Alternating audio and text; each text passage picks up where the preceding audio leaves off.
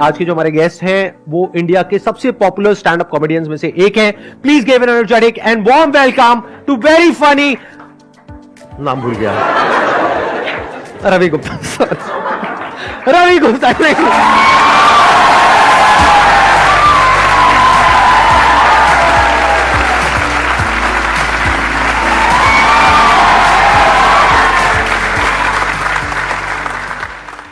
पहली बार ऐसा हुआ कि मैं यहाँ अनाउंस कर रहा था, अभी आपने देखा क्या हुआ यहाँ से पीछे बैक स्टेज से, मैं मतलब अनाउंस कर रहा था और यहाँ होकर मैं एक्चुअली नाम भूल गया। कब तक आप ही जीतते रहोगे? कभी तो हमारी वाली फीलिंग इनको भी हो।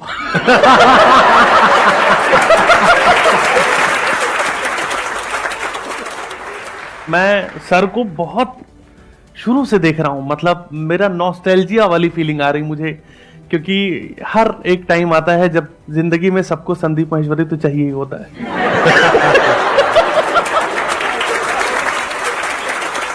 क्या हुआ था? दिल टूटा था? क्या हुआ था? मतलब जस्ट क्यूरियस टू नो। जब टाइम अच्छा चल रहा था तब कोई मुझे याद नहीं करता।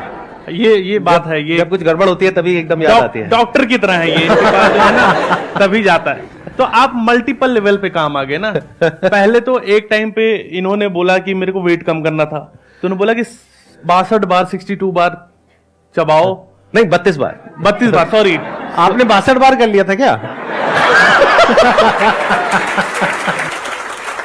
उस टाइम वो इंसान था जो खाना बिना चबाए निगल जाता था, तो मुझे लगा ये तो नहीं हो पा रहा, कुछ और देखते हैं, इनका कोई और फॉर्मूला अपनाते हैं। सो एक सेशन में देख रहा था, उसमें एक लड़का आया और बोल रहा है कि सर मेरी गर्लफ्रेंड से मेरा ब्रेकअप हो गया है और भूल नहीं पा रहा। तो उन्होंने बोला आसान है।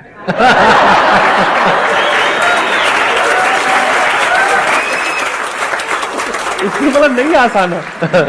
बोल रहा है आपके यहां से एक सेशन करके गया था, how to not forget things. तब से ऐसा हुआ होगा।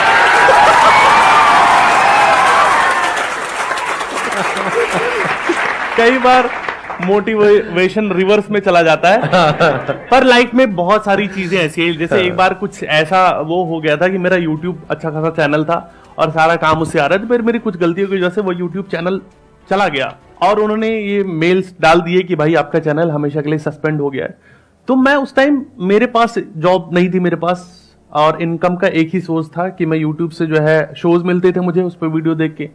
तो उस टाइम फिर मैं आपके वीडियोस देखता था और लगता था यार कि नहीं यार, मतलब कि यूट्यूब ही तो गया है, अभी कैंसर थोड़ी हुआ है या कुछ भी। मुझे लगता है कि हर प्रॉब्लम की एक बड़ी प्रॉब्लम है अगर तुम उसको सोचने बैठो तो।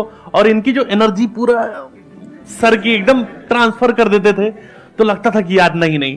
पर तब तक जब तक देख रहे हैं वीडियो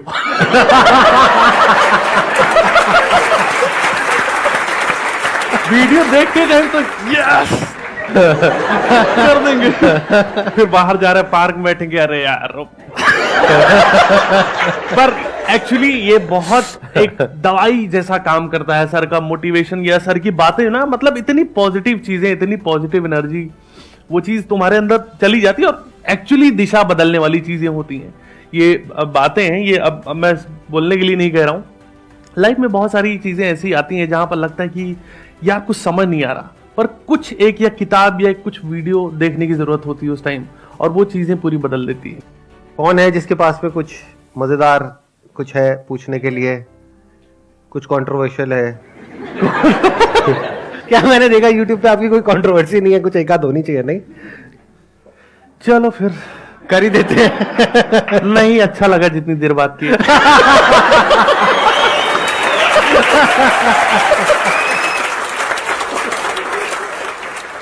हाँ। मेरा क्वेश्चन ये है सर, एक्चुअली मैं अपनी कॉलेज में जो भी इवेंट्स होता है उसे होस्ट करता हूँ, एंकरिंग करता हूँ। सर वहाँ पे ये होता है कभी कभी मैं बहुत प्रिपरेशन करके जाता हूँ, ये जोक मारूंगा, और जोक मारता कोई हंसता ही नहीं है।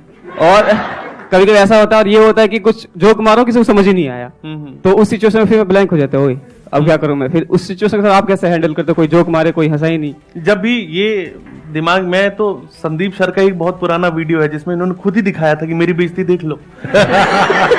जहां वो ब्लैकआउट हो गए थे पूरा और सब चीजें। हाँ, सो ये तो पार्ट ऑफ द प्रोसेस है। मुझे लगता है कि आप जितनी बार स्टेज पे जाओगे, और कॉमेडियन या एंकर, थोड़ा बेइज्जती सहनी आनी चाहिए जीवन में ना।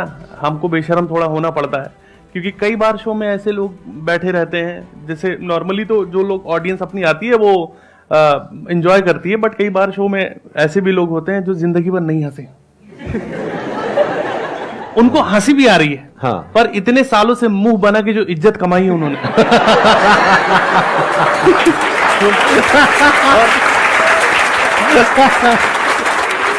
वो ऐसे कैसे खत्म कर दें। हाँ। तो पूरे शो में उनका रिएक्शन ऐसे रहता है कि हाँ। या ही इज फनी, बढ़िया तो कर रहा है। और कुछ लोग का रिएक्शन ऐसे रहता है कि ये बोलता ही रहेगा क्या, साड़ी पहन के ये नहीं आएगा नाचने के लिए। भाई कॉमेडी शो कुछ तो होना चाहिए। एक शो में तो सर मैंने देखा था, एक अंकल ने दूसरे को डांट ही दिया था, बोले कि सामने वाला बंदा कुछ बोल रहा है, तुम हा हा हा हा कर रहे हो।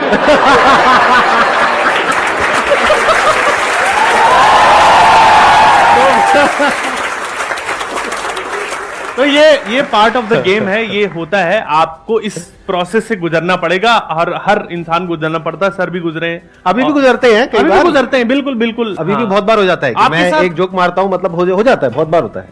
नहीं, आपके साथ तो नहीं होता। अरे होता है, मतलब मैं इतना बड़ा कॉमेडी जो तहलका मचा रहे थे आप मेरे आने के पहले, मेरी ऐसे धक धक होने लगे कि मैं तो छोड़ ही दूं क्या अपना धंधा यार।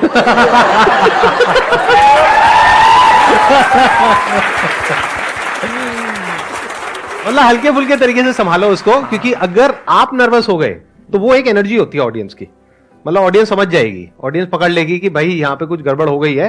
अब ऑडियंस एक अलग जोन में चली जाएगी। लेकिन वैसे मैं आपको जनरली बता रहा हूं, अगर आप एंकरिंग कर रहे हो या कॉमेडी कर रहे हो या परफॉर्म कर रहे हो, किसी भी तरीके से बोल रहे हो, तो ऑडियंस आई है इसी उम्मीद में कि आप अच्छा करो। कभी ये मत समझ लेना कि ऑडियंस इस उम्मीद में आई है कि आप बुरा करो। तो अगर इनकेस आपके साथ कुछ गलत हुआ, तो अब अगर आप ओवर कॉन्फिडेंट दिखाने की अपने आप को कोशिश करोगे तो ऑडियंस और कट जाएगी। उस वक्त अपने आप को दिखा दो, मतलब अपने आप को दिखा दो, मतलब चाहो तो कर सकते हो, मतलब हाँ। मतलब कोई आइडिया बुरा नहीं है वैसे, है ना? नहीं, मतलब नहीं, बिल्कुल, अपने आप को बिल्कुल। दिखा दो, एकदम कपड़े बड़े उतार दो, मतलब व्हाटएवर, वो कुछ अलग ही हो जाएगा। ऑडियंस कहेगी ये क्या हो गया, बोलो भाई देखो मैं तो नंगा हो गया, मैं हंसाने की कोशिश कर रहा था, कोई नहीं हंसा।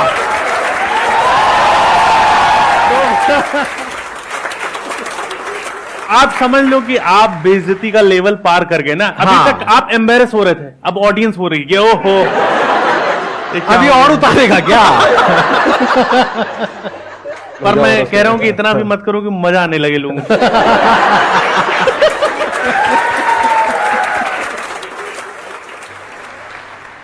मैं भी मतलब प्रैंक करता था और कॉमेडी और डांस, तो मैं बहुत मतलब डिमोटिवेट हो जाता था, क्योंकि जब मैं प्रैंक करता था एक ऐसा नौबत आ गया था मेरा कि मैं ओनली जो पीके का सीन है ना आमिर खान सर का, कच्चा पहन के मैं पूरा गोरखपुर में हाथ लोगों से मिला रहा था प्रैंक करने के लिए। तो उसके बाद से मतलब मुझे बहुत आलोचना सहना पड़ा, फैमिली से, दोस्तों से, बनता है। और साथ में जो मेरे दोस्त है वो वायरल हो गया काफी ज्यादा। वो कपड़े पहन के रहते थे या वो भी कच्चे में थे?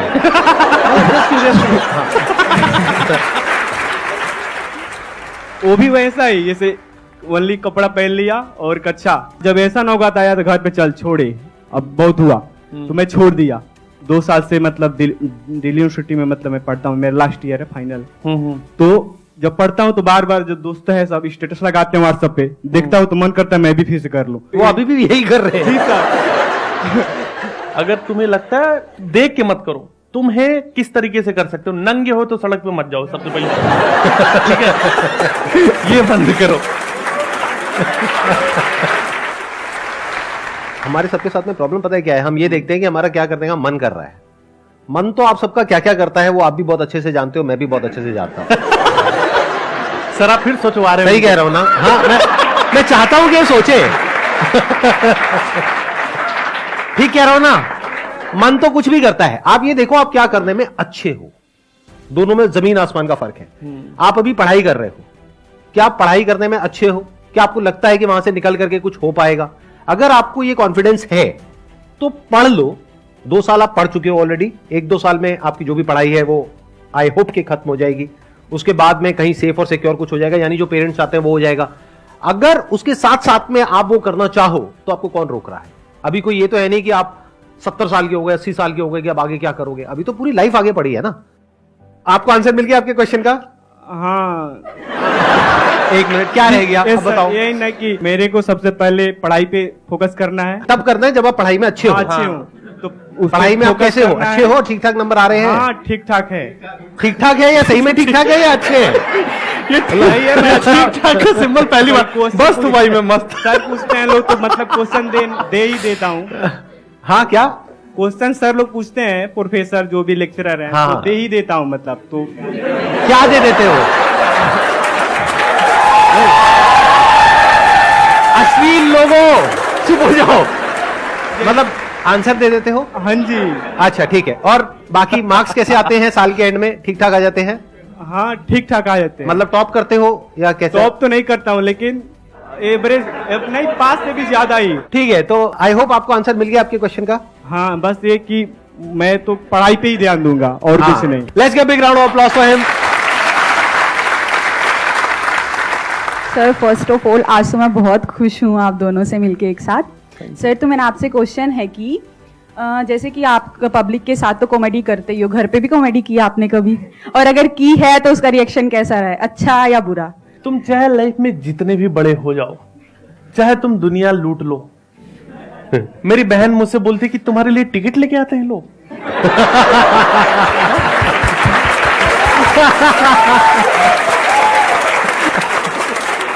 घर की मुर्गी दाल बराबर कोई औकात नहीं होती। मम्मी अभी बोलती कि बेटा, और मेरी मम्मी तो वैसी है कि ये नहीं कि खाना खाओ जो है, बोला हो गए हो मोटे, थोड़े ढंग से रह लो। तो जो भी हम जो शो करके जाते हैं जब भी कहीं पर, तो जो रश रहता है, एड्रेनलिन, वो हर जगह जो है प्यार मिलता है जनता से, और लगता है कि तुमने कुछ तो तबाही मचाई है। और घर जाते हो तो घर वाले बोलते आओ बेचा आ गए, तुम क्या ही कर रहे हो लाइफ में। तो कॉमेडी तो निकल जाती है अंदर कहीं और जो है, और बस बातचीत होती है, खुश हैं घर वाले।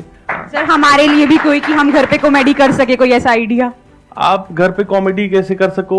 आप शादी के लिए हाँ कर दो।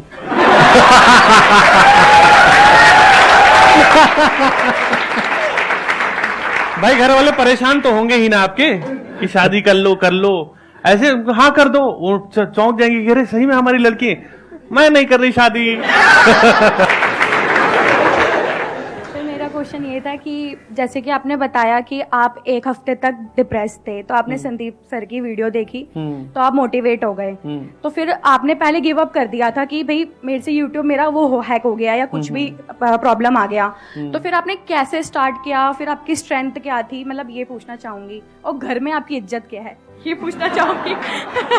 ये लास्ट में वक्त बदल दिया, जज्बात बदल दिया वाला हिसाब किताब हो गया।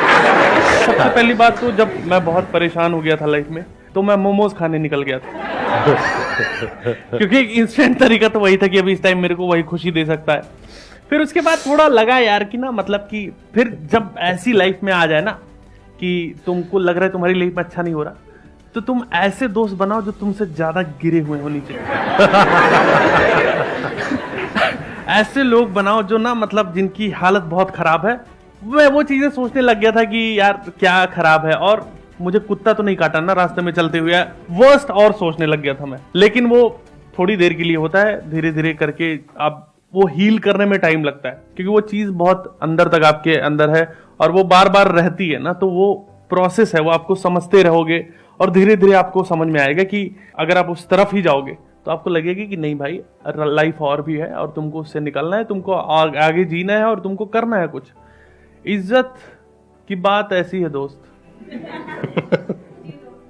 कि मेरी जिनसे शादी हुई थी, उनको मैं, जब मेरी वीडियो वायरल हो गई और मेरा पहला शो पूरा हाउसफुल हो गया और मैं बहुत खुश था। मैंने देखा कि लाइन लगी हुई है मेरे शो के लिए, और मेरी वाइफ भी अभी जो है उस टाइम गर्लफ्रेंड थी, और शो खत्म हुआ, लोग सेल्फी वेल्फी लेके गए, फिर मैं उनके पास गया, मैंने बोला कैसा लगा शो, तो बोली खाना खाना है।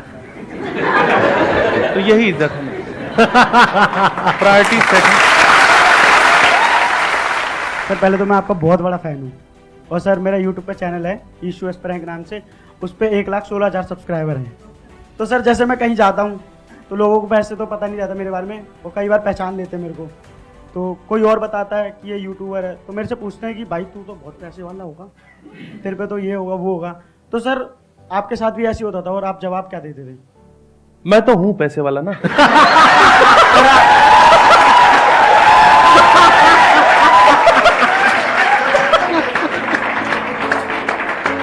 Thank you so much sir यहाँ पर आने के लिए, और मेरे को बहुत बढ़िया लगा आपसे मिल करके।